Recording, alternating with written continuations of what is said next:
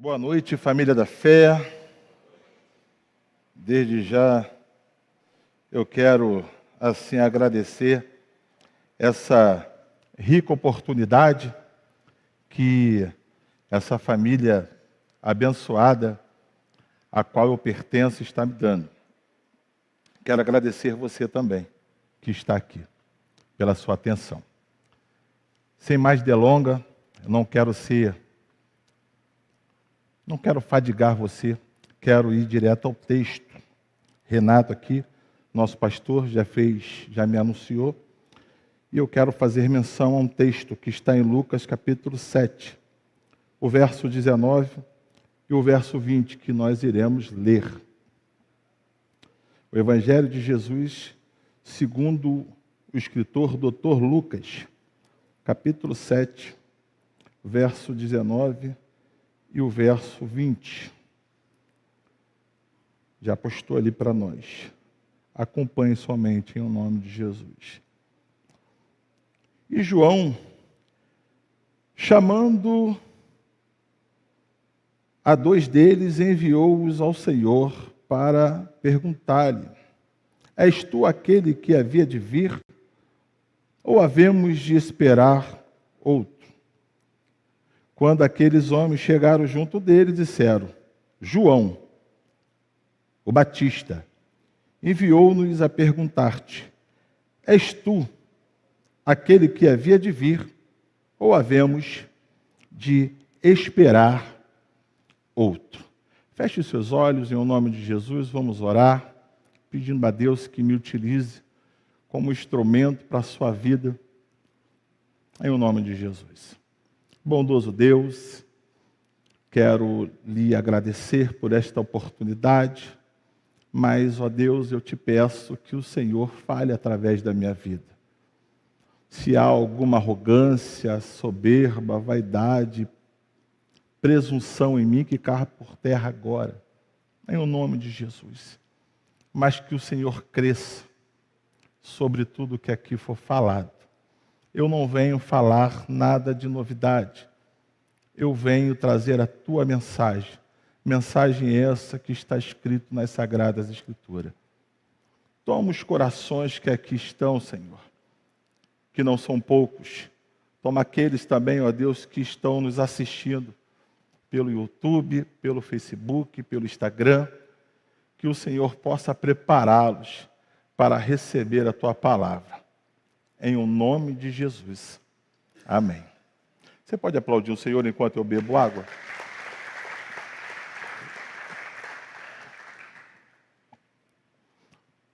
Eu não me canso de dizer que todas as vezes que eu estou em cima do altar do Senhor, eu sinto um tremor, um temor de uma responsabilidade muito grande. Então, aquele que sobe nesse altar e não sente temor e tremor, já virou profissional. Porque todas as vezes que nós vamos ser aqui boca de Deus, nos vem uma responsabilidade muito grande. E eu me sinto com o peso dessa responsabilidade. A mensagem não vai ser fadigante, ela vai ser curta. Eu vou tentar aplicá-la de um termo pedagógico, mas eu preciso fazer uma introdução para que você entenda onde eu quero chegar. Eu preciso falar do Antigo Testamento para a gente poder chegar na Nova Aliança. E talvez se eu desse o tema para essa mensagem de hoje, é o Deus que quebrou o seu silêncio. Do profeta Malaquias até o Novo Testamento, são 400 anos de silêncio de Deus. Deus resolveu não mais falar com a humanidade. Parece que ele falou assim: eu não falo mais, eu não vou descer mais, eu não mais vou estar no meio do povo.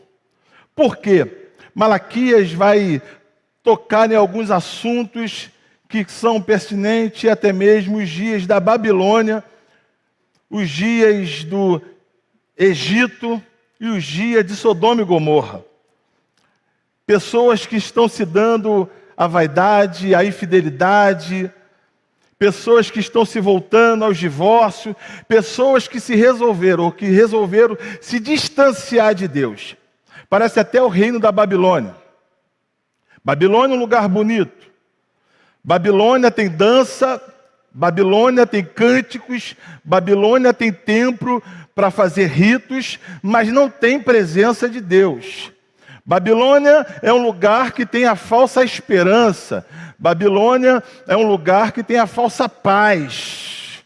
Babilônia é um lugar que tem muitos deuses pagãos, mas não tem o Deus único, a qual o próprio Nabucodonosor vai reverenciar através da instrumentalidade do servo Beltesazar, ou Daniel. Eu preciso falar um pouco a você a respeito da Babilônia, do povo que tinha uma promessa.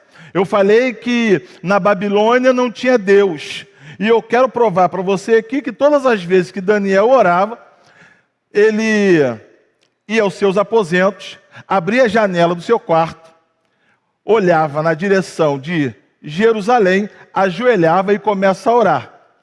Jerusalém foi sitiada em 722 a.C. Ela foi levada, o povo primeiro de Israel, ao cativeiro babilônico, depois o povo de Judá, ao 586 a.C. Ou seja, ela teve as suas muralhas quebradas, ela teve o seu templo sitiado, ela está quebrada. Ela foi destruída. Mas todas as vezes que Daniel resolve orar, ele olha para Jerusalém dizendo, está quebrado, está destruída, mas tem promessa. Está quebrado, tem destruído, mas tem o Deus que está zelando ainda por ele. Eu me lembro até de Miqueias, capítulo 5, verso 2. E tu, Belém, Efrata, dentre de milhares e milhares é menor, porém de ti sairá um. Desde quando Jesus saiu de Belém, Belém nunca mais foi igual. Em 516, o rei Ciro vai libertar o povo. E o povo volta para Jerusalém. Sendo que o povo tem as muralhas quebradas e o templo derribado, destruído. Mas como eu falei, todas as vezes que Daniel olhava para lá, Daniel falava, eles têm promessa. E aqui eu já quero dizer, você tem promessa. Daniel olha para eles, tem promessa, tem promessa.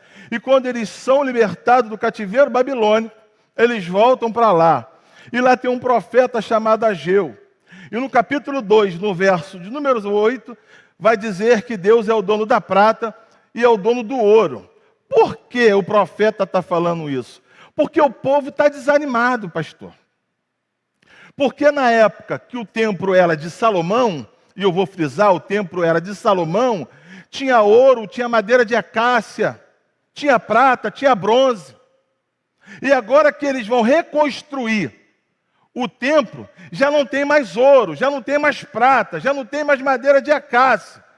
E o profeta vai dizer, não se esqueça, Deus continua sendo o dono do ouro, o dono da prata.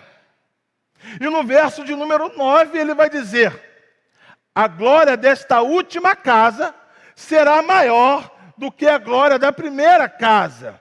Eu preciso explicar a você. Muitas das vezes aplicamos mal esse texto, dizendo, aconteceu alguma coisa aqui hoje, mas amanhã será melhor. Não, aqui está ruim, mas lá na segunda casa vai ser melhor. E na verdade não é isso que o texto está querendo dizer. O que o texto está querendo dizer é, a respeito de templo. Aquele primeiro templo tinha dono, e o dono era Salomão. Existiu um contrato ou um acordo entre Irão, rei de Tiro, e Davi, a respeito da construção do templo, aonde Irão, rei de Tiro, vai doar ouro, madeira de acácia, bronze e todas as especiarias. E assim ele fez para a construção do templo.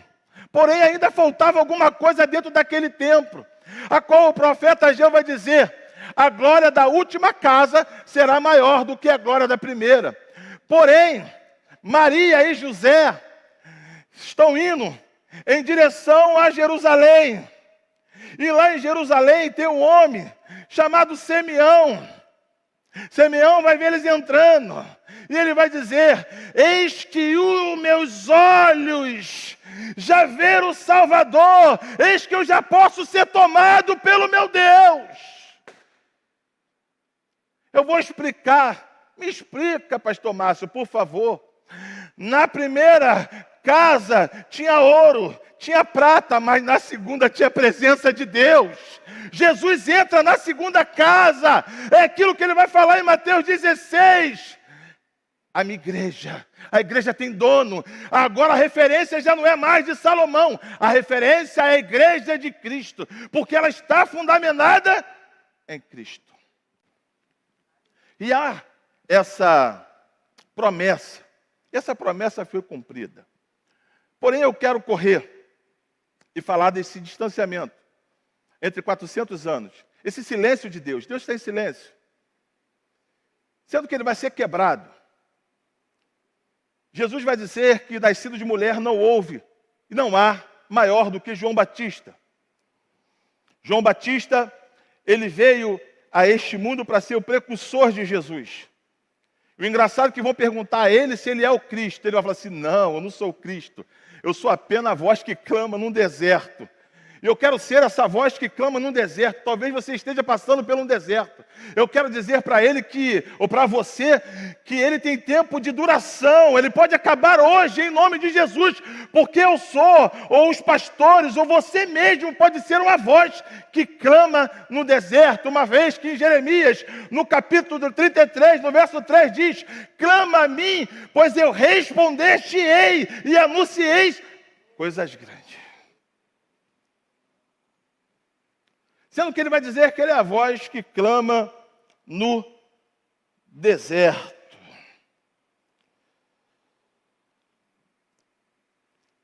E ele veio para cá não para fazer uma mensagem. Ele poderia. Sendo que a mensagem que ele veio dizer é uma mensagem que já está preparada. Porque uma outra vez que vão interrogar ele, vai perguntar novamente: quem você é? É o noivo esperado? Ele: não, eu sou amigo do noivo. O que importa é eu ouvir a voz do noivo e transmitir. A noiva tem dono. A noiva é do noivo. Você e eu, ou nós somos a noiva. E nós pertencemos ao noivo. E haverá um dia que nós estaremos no altar e ele virá nos buscar. E a mensagem estava preparada. Qual era a mensagem do noivo? Diz para eles: arrependei-vos, pois já é chegado o reino de Deus. Eu vou repetir: arrependei-vos, que já é chegado o reino de Deus. Porém, aqui eu já entro na mensagem, ok? Eu vou me comportar. Estou gritando muito. Aqui eu entro na mensagem. Muitas das vezes nós pensamos que o reino de Deus veio nos condenar, veio nos expor. Deus, ele não expõe ninguém. Paulo vai dizer em Romanos, no capítulo 14, no verso 17, que o reino de Deus não é comida nem bebida, mas é justiça, paz e a alegria do Espírito Santo. Sendo que essa justiça não vem para nos condenar, não é uma justiça entre nós e Deus, é uma justiça que nos justifica diante dos céus, porque aquele que veio trazer o reino para cá foi o advogado fiel. Ele veio advogar a minha e as vossas causas. O reino não veio te condenar, o reino veio te perdoar. O reino veio tirar esse fardo que você carrega. O texto que foi lido aqui, João Batista vai mandar 2 discípulos ir na direção de Jesus. E a pergunta a ele se é ele mesmo ou se há de vir outro. Aleluia. Jesus vai dizer assim: vem cá, diz para ele que os surdos ouvem, que os cegos enxergam, que os coxos andam. O reino de Deus, ele traz cura, ele traz libertação e salvação, ele não traz condenação. Aplauda ao Senhor! Aleluia! Glória a Deus! O nosso pastor Marcos, fala da nova aliança. Deus, ele vai quebrar esse silêncio e vai dizer: arrependei-vos. Mas ele diz que o reino é justiça. Justiça para nos justificar. A bem da verdade, é desigual a luta entre nós e o nosso adversário.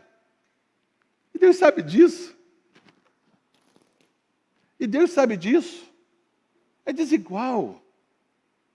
Se nós estivéssemos sozinhos, o nosso adversário iria nos trucidar. Assim como é desigual a briga entre o nosso Deus e o nosso adversário, porque basta um haja de Deus para ele sumir, basta um ai de Deus para ele ser aniquilado, porque o nosso Deus é poderoso. E a mensagem do Novo Testamento para a noiva é: arrependei-vos. Parece que eu estou vendo, 2 Crônica, capítulo 7, verso 14, se o meu povo, você tem dono desde o Antigo Testamento, tem um Deus que te chama de dele, se o meu povo ouvir a minha voz, se humilhar, se arrepender dos seus maus caminhos.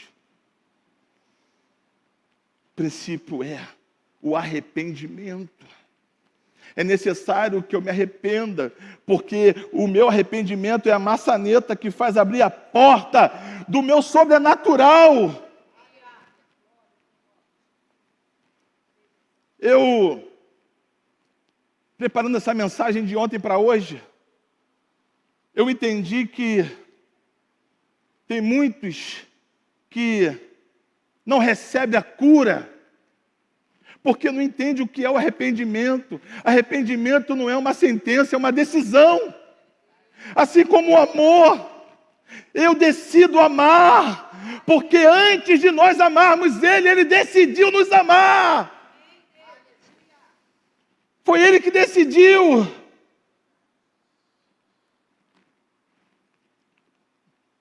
O nosso pastor está pregando aqui sobre um projeto que está para iniciar no ano que vem, sobre o envio de 70. Porém, Jesus vai falar no capítulo 10 de Mateus, quando ele envia os 12. E ele vai dizer novamente: vão, porque o reino de Deus estará diante de vocês. Adiante de vocês. E quais sinais? Os mudos vão falar, os surdos vão ouvir, leprosos serão purificados. Por quê? Toda vez que eles se arrependerem. A manifestação do reino não é uma manifestação de acusação, mas de libertação. Toda vez que o reino chega, ele liberta. Existe um homem pequeno diante de uma grande multidão chamado Zaqueu. Ele é pequeno e tem um grande obstáculo, mas o reino está indo na direção dele, ele nem sabia. Porque dentro do seu coração já tinha um desejo de se aproximar do reino. Em João, no capítulo 3, existe um diálogo entre um dos principais da sinagoga, Nicodemos, e Jesus. Nicodemos vai vir cheio de elogio. Tu és rabi. Tu és o mestre. Parece até a oração dos fariseus, né? Excelso, soberano, Deus não tem crise de identidade, Ele sabe quem Ele é. O que Ele pergunta para nós é quem nós somos nele.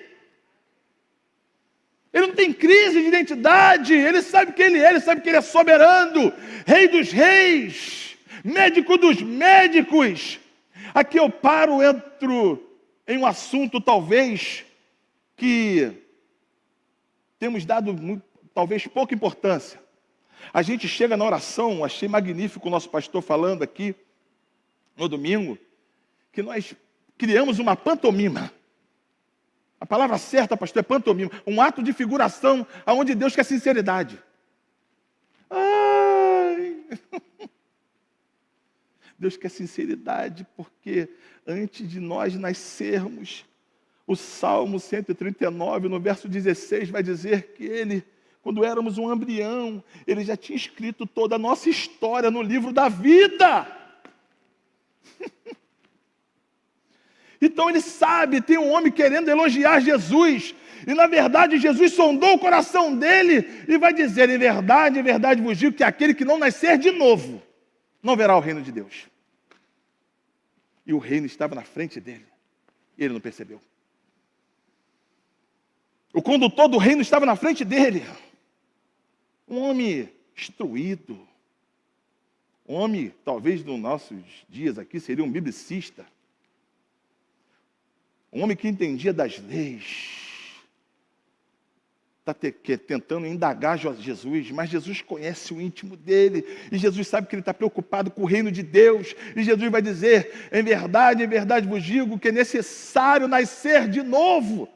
Ele vai perguntar, como pode eu, desse tamanhão, se fosse do meu tamanho gordinho, ia ser difícil, voltar, passar pelo útero da minha mãe até chegar em seu ventre, e Jesus vai ser um homem educadíssimo, que vai falar para ele, não é desse nascimento não, o nascimento que eu estou dizendo é da água e do Espírito.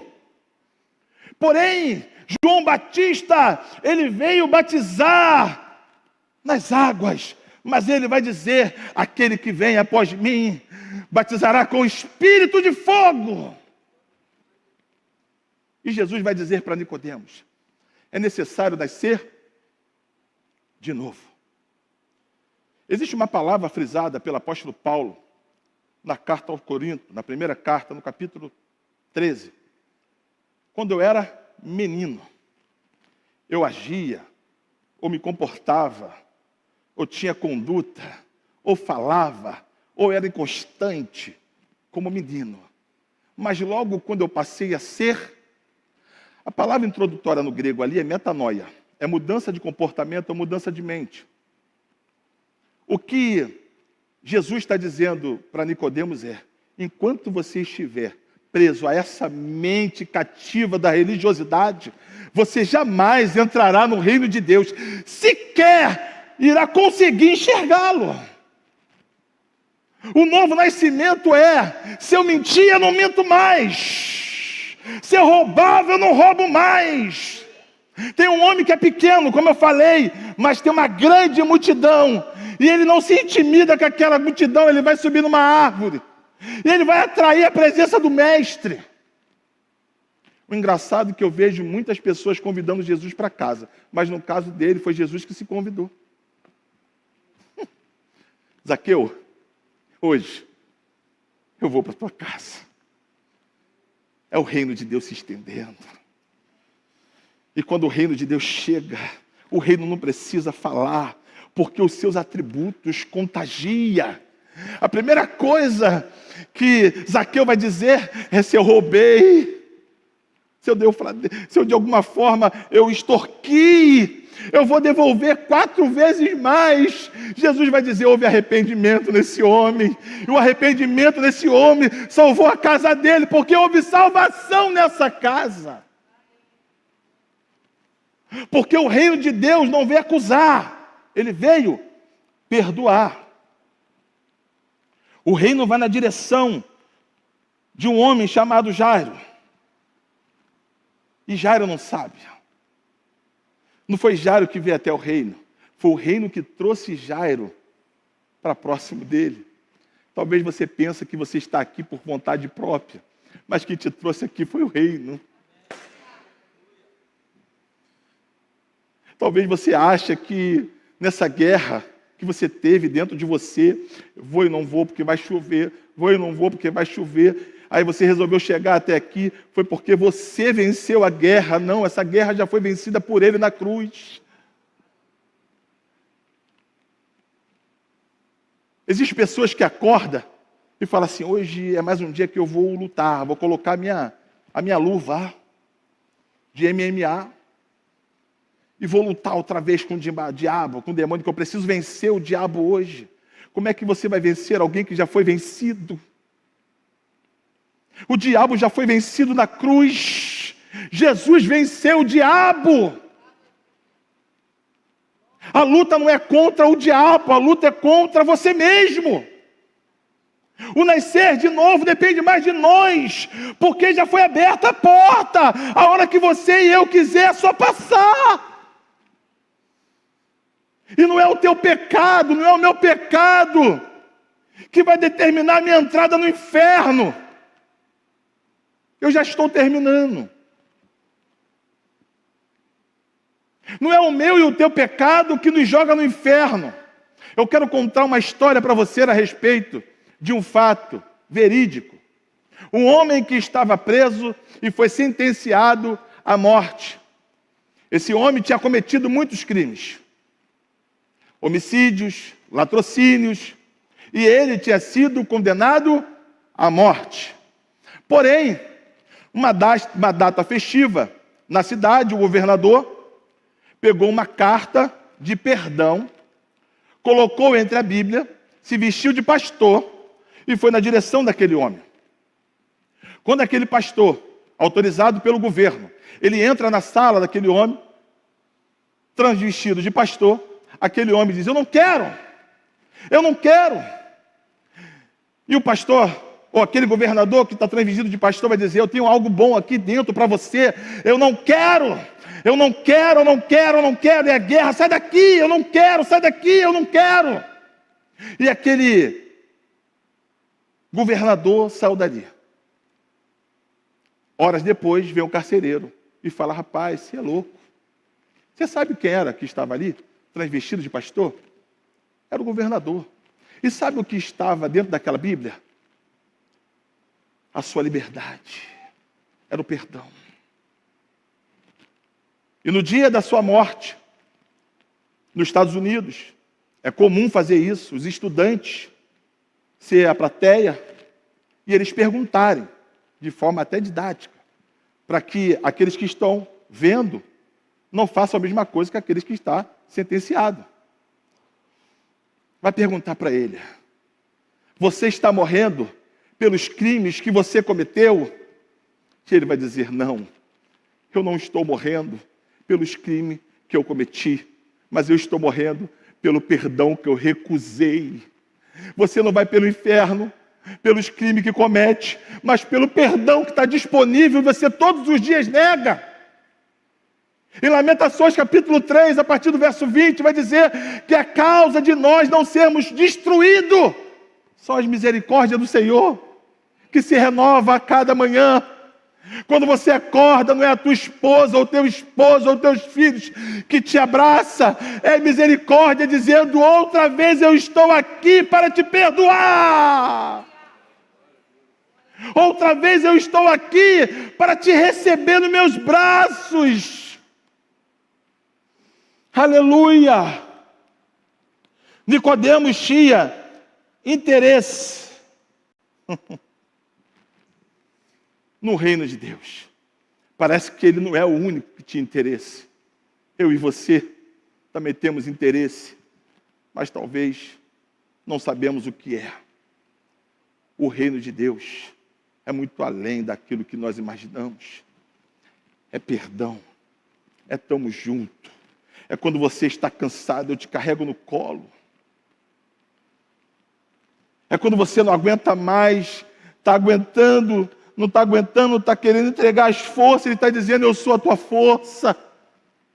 Jesus, ele veio porque Paulo vai dizer, como aqui foi citado, Romanos capítulo 14, verso 17, O reino de Deus não é comida, não é bebida, mas é justiça. Ele veio te justificar. É paz.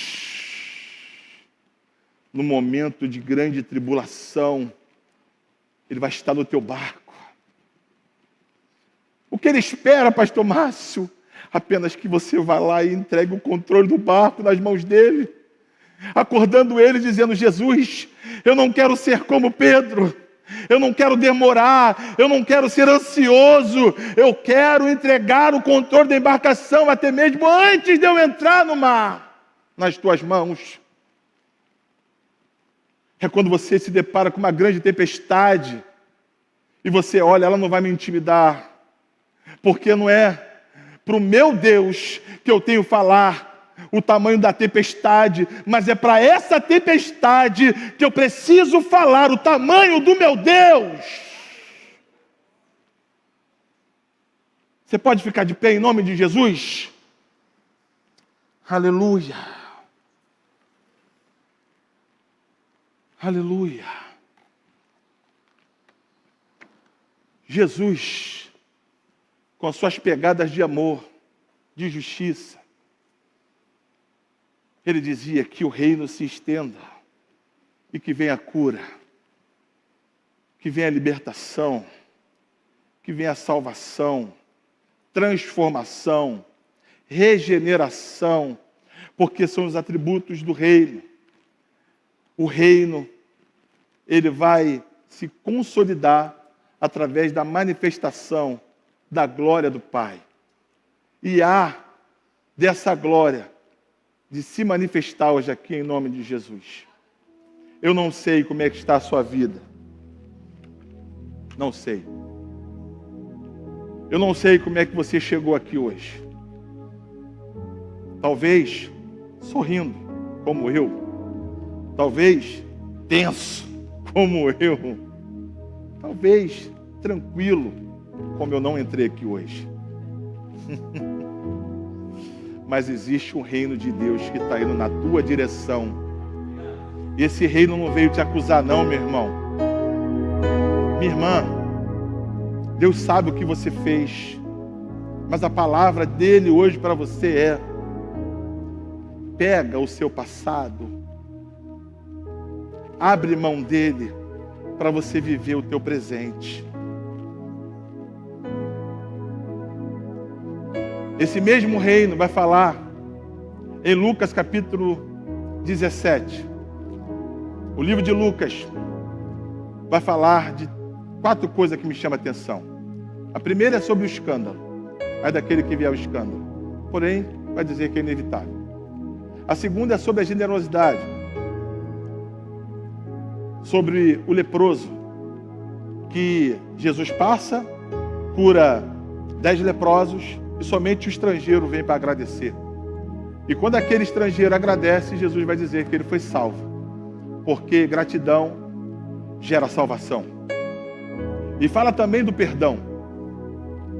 Se o meu irmão pecar contra mim, quantas vezes eu tenho que perdoar? Talvez aos nossos olhos, Jesus, ele controlou o perdão. Ele deu limite ao perdão. Porque vai falar 70 vezes 7. Dá 490.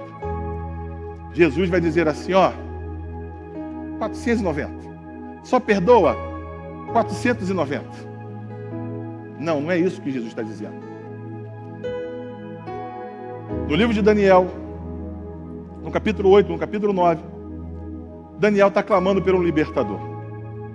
O anjo vai aparecer a Daniel e vai dizer: durante 70 semanas virá o libertador. Semanas no hebraico significa 7.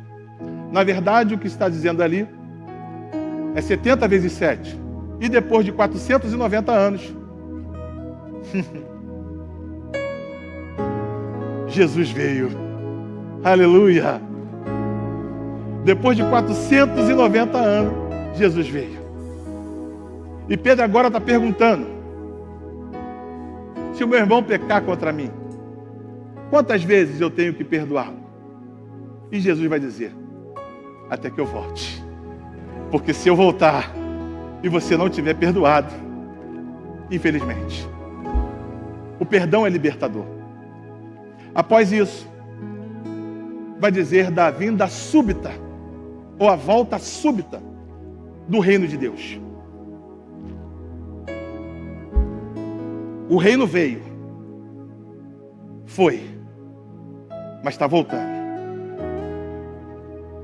E vai dizer no verso 32 que será como nos dias de Ló, ou de Noé. Pessoas que faziam coisas normais, comiam, bebiam, até que nos dias de Noé, pessoas comiam, bebiam, até que veio o dilúvio.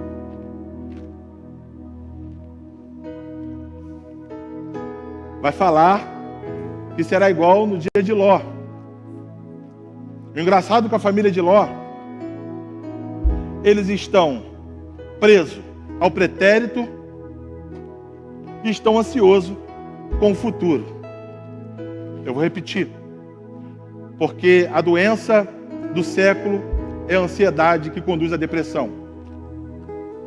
Existe uma família, a família de Ló, que tem uma mulher que não quer se desvincular do seu pretérito, e tem um homem que está ansioso, perguntando para onde ele vai, futuro. E tem dois anjos no presente, pegando eles pelas mãos e arrancando de um momento de destruição. O povo estava sentenciado a morrer. Existe um homem chamado Abraão, que quando ele recebe a presença de Melquisedeque, vai perguntar: se tiver 10, justo. Se tiver 30. Então nós entendemos que Sodoma e Gomorra, ela não foi destruída por causa do pecado. Ela foi destruída porque não tinha justo na cidade. Porque Deus falou: se tiver 10 justos, eu livro toda a cidade. Mas o que eu quero frisar aqui é: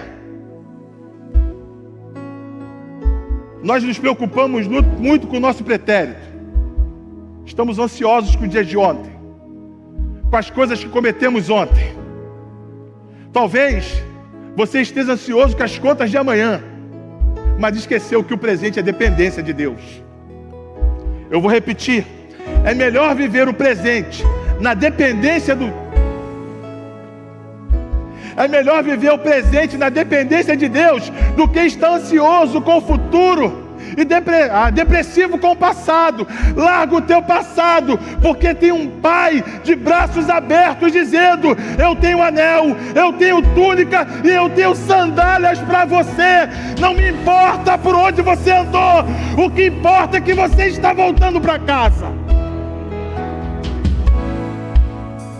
Vamos orar? Feche seus olhos. Aleluia. Coloca a mão no seu coração. Louvado seja Deus. Ele sabe o que você tem passado. Ele sabe as tempestades que têm se levantado dentro de você. E o papel dele é dar uma ordem para essa tempestade abaixar o volume de sua voz. O papel dele é dizer para essa chuva forte: cessa. O papel dele é te colocar no esconderijo, debaixo de suas sombras. Talvez esse dia vai ser marcante na tua vida, porque nem você sabe como entrou aqui, mas ele te trouxe aqui para sair diferente. Houve uma palavra liberada nesse altar através do pastor Luiz, que você vai sair daqui diferente, uma palavra profética. Eu recebi, porque tudo que sai desse altar eu recebo. Bobo é aquele que não recebe. Eu recebi uma palavra profética. Coloca a mão no seu coração. Bondoso Deus, grandes são as tempestades que o teu povo tem enfrentado. Tempestades emocionais, psíquicas, fisiológicas, financeiras, mas a tua palavra diz que aquele que prometeu é fiel para cumprir. Que agindo o Senhor, quem há de impedir? A tua palavra diz que o teu nome está acima de todos os nomes. Nome esse que nos amou de tal maneira que é indescritível, imensurável esse amor. Amor é esse que pagou um alto preço para que vivemos nós em novidade de vida, alcancemos a soberana vocação, que é uma vida plena, uma vida de qualidade nessa terra. Arranque, ó Deus, dos nossos corações tudo aquilo que tem nos atrapalhado de te servir. Arranque dos nossos corações todos os sentimentos que tem nos afastado de ti.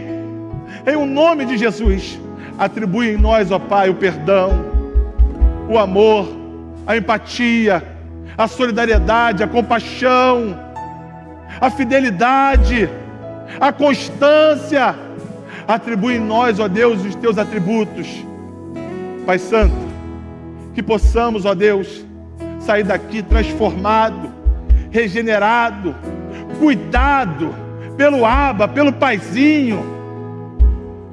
Toma, Senhor, a nossa semana, que seja uma semana próspera, que seja uma semana de providências dos teus céus, que elas alcancem todas as áreas de nossas vidas, em o nome de Jesus.